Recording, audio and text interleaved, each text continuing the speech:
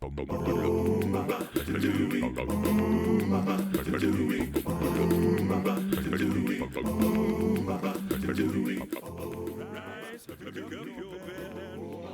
everyone, welcome to Friday 5 it's like 5-ish. It's pretty close to 5.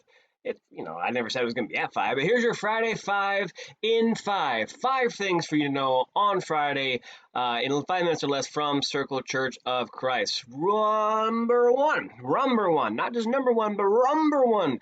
Number one is this Sunday. The service in the park is indeed canceled in the park. We are going to have online services exclusively this Sunday. It killed our elders to make that decision. They've really been enjoying, as many have, the fellowship in the park, but online service only due to bad air quality with the smoke and such. We don't want people getting out and breathing more than they have to. We thought about having service at the building, but the whole thing about getting out, kind of counterintuitive. So tune in online this week at our Facebook, YouTube, website channels, and we will update all that on Facebook as well.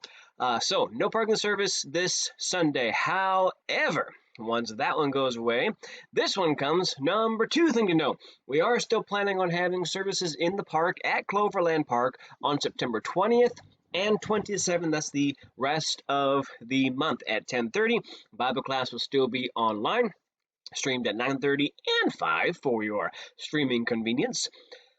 If the weather demands that we go somewhere else, we might go back to the building a little bit earlier than the October 4th date than we had in mind, if the weather demands it. Otherwise, we will plan on being at the park on the 20th and 27th, and then indeed back to the building on October 4th, and we'll see how that goes. We'll see how the COVID restrictions are, because yes, believe it or not, we're still dealing with COVID and such, even with the wildfires. We'll work that out as we get closer, but we are planning 20th and 27th at the park, October 4th at our building. Speaking of building, what's going on at the building? The clothing giveaway, even in the midst of all this craziness, even maybe more so in the midst of all this craziness, is still happening. The clothing giveaway then also needs you. We need people to sign up, not only to work the 2 days of the clothing giveaway, but also people to sign up to help sort clothes beforehand. We're not sorting as many. It won't be this huge crazy, just go, go, go, go, go. We're only sorting certain things, so it's very focused. It's a certain amount, and talk to Charlene and Alyssa. They have the plan, and they have everything down to a pretty good science this year, I think. They have a good idea of what they want to do. Call Charlene, call Alyssa, but if you wouldn't mind, if you're interested in signing up to help, go to 2020circle.com right down here, /CGA clothing giveaway. CGA volunteer, fill out a quick form so that way we can have an idea, or just call Charlene and Alyssa, and I'm sure that they will set you up with whatever you need to know. As I said, we're dealing with COVID, but also, as many of us are aware, with the smoke and everything, the wildfires are still going. If you do know some people who are displaced, if you do know people who are in need, financial need, material need, clothing need, members of the church, your good friends, whoever you know personally, we would like to help. There are many, many organizations out there that are trying to help, donation centers and Red Cross and the fairgrounds. But if you know someone directly who could use help that we can provide, let us know, and the church would be more than happy to do what we can to help, whether that's house them for a while or donate to them in some way.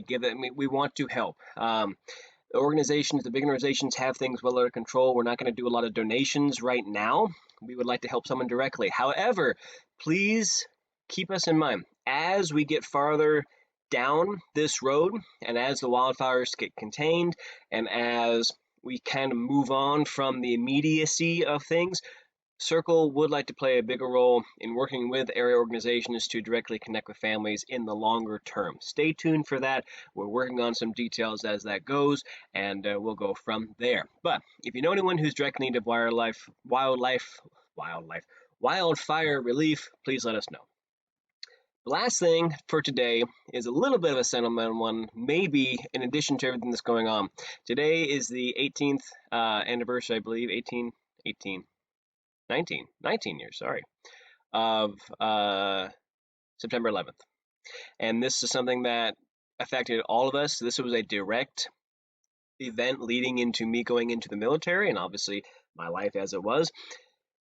That in conjunction with COVID still going on, I even talked to my mom, who's a respiratory therapist, not that long ago. She says in Illinois they have more COVID cases than ever. People are still dying. Yes, it's a real thing.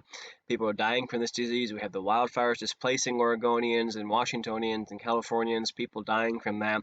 I invite you today, spend some time, not just sit down and pray right now, but spend a significant amount of time. Spend a couple minutes in either reflection, in prayer, and just come before God and pour out your heart.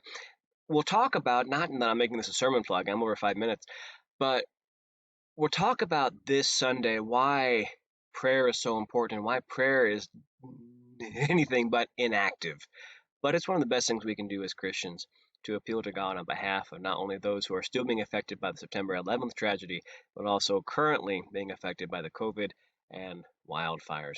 I invite you to spend a few minutes. I would challenge you to spend at least 5 in prayer before God in the throne room, and pour out your heart to Him and lift those up around you. So that's your Friday 5 at 5. If you have any questions or comments or anything that you would like to let us know about, please contact us at 2020circle@gmail.com. Contact us over Facebook, even YouTube comments. And everyone do get a hold of us, and we'll be happy to answer you however we can. We hope you have a wonderful day, whatever that day holds for you, and we will see you next time.